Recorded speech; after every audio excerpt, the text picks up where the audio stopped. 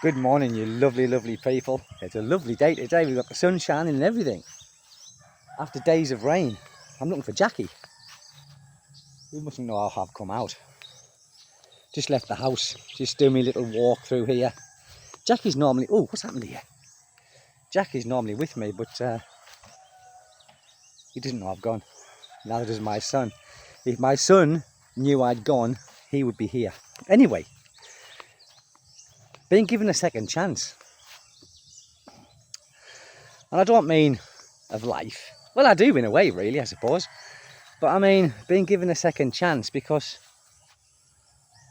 you're like, I found happiness again, married again and children. And the only reason I've got that and found that is because I came here. Seriously, people, really. You might, or a lot of you might think, Philippines doesn't bring you happiness. Well, it does for me. It does for me. And, being married, two things I said I would never do, like I said to you before, was get married and have kids. But I did, and I have, and I'm happy. I'm very happy, and I'm contented, and I'm settled. And you don't need lots of money to be contented. Here he is. Here is Jackie.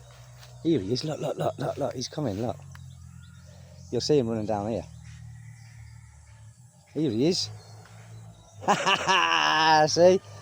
He's spotted. Hello, you. I was wondering where you'd gone, Jackie. Well, I was wondering where you'd gone. So, yeah. For me, it's been the best thing that I did was leave the UK, and this gimbal's gone mental, was leave the UK and come here. Because if I was in the UK still, I'm not saying I would have been unhappy, but I would have been probably doing the same things as I was 8 or 9 years ago, which was going to work, earning a decent salary. But then, what was I doing at the weekends? I was going out with friends, or friends were coming around my house. We were drinking, putting music on, and yeah, having fun in that way. But it's not the way to live, is it, when you're getting older? And some of my friends, they were married themselves, so the time that I was spending with them was minimal. And the people that weren't married, like me, they were like in the bars all the time. Well, I wasn't in the bars all the time, but weekends I spent pretty much of my time drinking. And it's not the way to be, is it? But now I've come here, like I said, and I found happiness again. And I'm sure many of you have as well. I'm sure many of you can relate to this. And maybe many of you are thinking of coming to the Philippines, or thinking of leaving your country and going to another country and starting again. People, it's never too late. It's never too late to start again with your life. Many people think, you get in your 50s or something like that, and then it's too old to be uprooting. It's not. It's not. And I think that's what puts a lot of people off is that kind of, what if it doesn't work out? What if this? Well, you've got everything to gain and nothing to lose. As long as you don't sell everything in your home country, obviously, and you burn your bridges. But you've got nothing to lose, really. Really. And the thought of me getting married again before was just a no-no. I never ever thought of it. And in fact, it was a rule that I give myself. That's something that I wouldn't do. Jackie's happy, look. He's happy. He's happy that we're back home from Lilloy as well. But giving yourself that second chance, we might not get a third chance, people.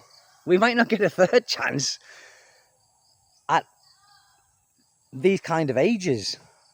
And for me, when I was in England, really, people, I will tell you the truth. When I was in England, I had many flings. I did, really.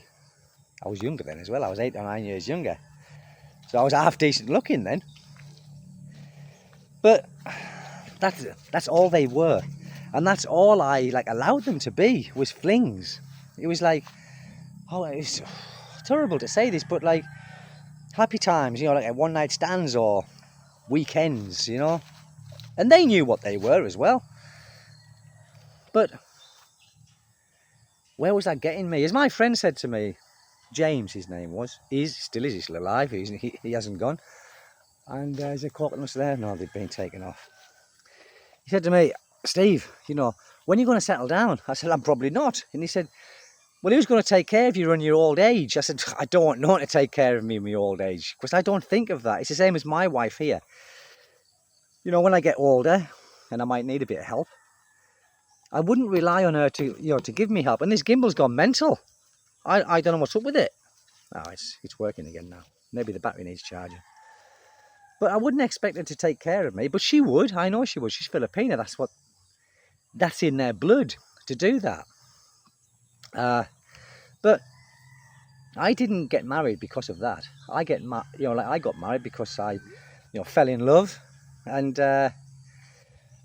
being in the Philippines, it's the right thing to do, is get married. And as you all well know, we've got Kaylin, and we've got one on the way, and it's something that I would never have dreamed of in the UK, of doing something like this. But here I am, with a second chance of life, a second chance of happiness in life, should I say. Now, I'm not saying if I'd have been single in the Philippines, I wouldn't have been happy, because I probably would. But when you like flitting around from place to place, person to person, you aren't setting your roots down, are you? And you're kind of not settled. But now I feel contented. I feel that I've got a purpose again as well. Does that make sense? I do. I feel I've got a purpose again. You know, my little boy relies on me for everything, because he is a daddy's boy. And the reason he's not here now is because he's in the house and he's watching the TV and he's having his breakfast. When he's finished having his breakfast and he realises that I'm not there, all hell will break loose. Daddy! Why didn't you take me? Really. So for me, this is my second chance. And I'll do everything in my power not to blow it, because I've blown everything in my life, basically, money included. But I've kind of been selfish, maybe. Is that the word I would use? Maybe not selfish, but I did things that I wanted to do, but I didn't intentionally hurt people along the way. But sometimes you do hurt people along the way when you do things that you want to do. So I suppose you can call it selfish, can't you? But this time, I'm different. I think about things before I do them. Like, I don't really go out anymore, like drinking with friends. I do occasionally. But what I like doing, and the people here seem to like doing, is when they have a drink, their wives are with them, and they go around to your house or you go around to their house. That's what it is here. It's like that. Whereas in England, Friday, Saturday night, if you're married or you've got a girlfriend, they go out with their friends and you go out with your friends. And sometimes you meet up at the end of the night. Sometimes. In a state.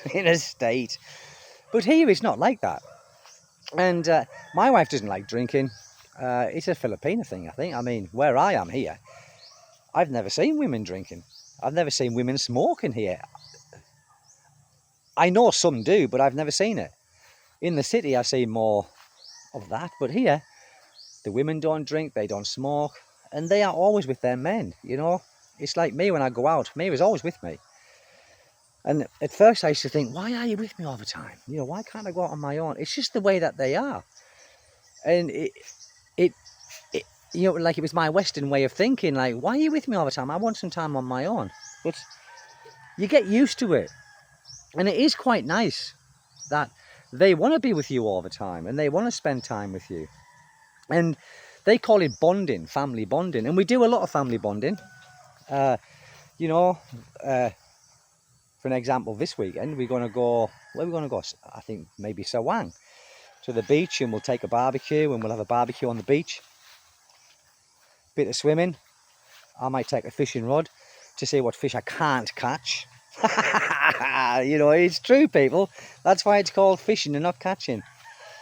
You know, if you caught fish every time you went out, there'd be no fish in the sea. But This is my second chance, people. And I mean, if you people can relate to this, it's good. And if some people are sat on the fence thinking, should I leave my home country? Should I give it a chance with this girl, or should I just go there and look? You've got nothing to lose, have you? You've got nothing to lose. That's the way that I look at it. I did it. If I can do it, anyone can do it, because I didn't have a plan. And I know many of you have plans because you're more sensible than I am. But I didn't have a plan. I didn't really. I just kind of made a decision and just did it. And I'd never thought, what if all this goes Pete Tong like my friends are telling me that it probably will? Well, if it did, it did. I would have come back. But my stubbornness, and I am stubborn, and my pride wouldn't have let me come back and allowed my friends to say, ha ha, I told you so. I told you it wouldn't work, Stephen. I told you you'd get scammed and ripped off and you'd be back here with your tail in between your legs. I wouldn't allow that to happen. So I continued, and I was on my own for a bit here. And I was going out and I was doing the things that single men do here. I don't mean going to the girly bars. I think I've been to 2 girly bars since I've been here, but not girly bars where, for that reason, it was just like with Filipinos. They said, come on, we'll go to like a late bar. And there's a couple of strippers there. But that was it. And I kind of met Mira, as you know. She was working in the shop. And that was it. It was like a long process that we were together for before anything happened. We was together for like a year, I think, before anything happened. I thought, God almighty, what's going on here? This is not normal. But then it happened, and here we are now. The rest is history. And it's my second chance. Could be my final chance, I don't know. But I think what I'm trying to say is, don't give up. Don't give up. It's easy to give up. It's easy to give up. It's a challenge sometimes to continue when you're down and things are not going to plan, but you continue and it will work out. The law of averages says it's got to work out.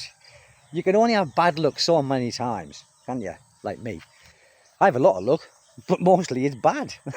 But now it's good, you know. I've got this house and we've got this, this happy little family unit, and the home that we live in, and the surroundings where we are, and the people who live here are very good people. So I'm damn lucky. I am. And I don't want much. I don't want for much, people. I'm not a money person. Never have been. That's why my father said to me, son, you'll never be rich. I said, why is that, Dad? He says, because you're too generous. I will give anyone half of what I've got. And that's the sort of person that I am. That's the sort of person that I will always be. You know, I'm not a greedy person. I'm certainly not a selfish person in that way, in helping people financially or anything. If I've got it, they can have it. If I haven't, they can't. Very simple. But I've spent a lot of my life just drifting around. You know, from my divorce when I was back in England. I was 36 years old when I got divorced. And that was a happy time because I was single then. I did what I wanted. Went to South Africa, went here, went there, went to many places. But really, looking back, I enjoyed it and it was an experience, but it's nothing like having a family unit like this. So that's all I want to say, really. First time I've been walking here doing a video in my surroundings for a long time. And it's nice to do it, actually, because I was just sat on the table and doing videos, but I like this. I like to walk around. I know a lot of you people think, God, he's walking around in the wood again, but I like this. It's more natural for me to do this. But listen, I've got to go because I'm getting near to my house and the cockerels are cockle-doodle doing and things like that. And I know it irritates some of you, but listen, people, take the chance. We all deserve a second chance, all of us. So you've got to be in it to win it. You've got to risk it for a biscuit. And the cockerel's telling me to say, Stephen, go away. So that's me, people. Thank you for listening. Thank you for your support, continuing support, should I say. And it's over and out.